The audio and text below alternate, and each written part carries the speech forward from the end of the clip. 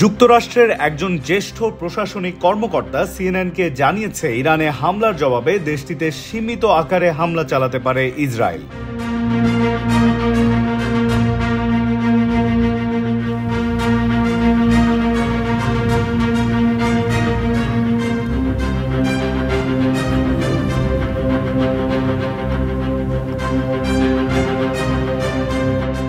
যুক্তরাষ্ট্রের গোয়েন্দা সংস্থাগুলোর তথ্য অনুযায়ী ইরানের অভ্যন্তরে ছোট ও সীমিত আকারে হামলা চালানোর চিন্তাভাবনা করছে ইসরায়েল।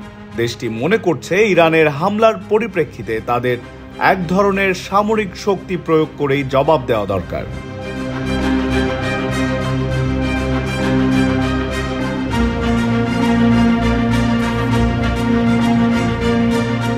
জ্যেষ্ঠ ওই প্রশাসনিক কর্মকর্তা বলেন, নিজেদের পরিকল্পনা কি এবং সেটি কখন ঘটতে যাচ্ছে সেই বিষয়ে দাপ্তরিকভাবে যুক্তরাষ্ট্রকে এখনো কোনো সতর্কবার্তা দেয়নি ইসরায়েল।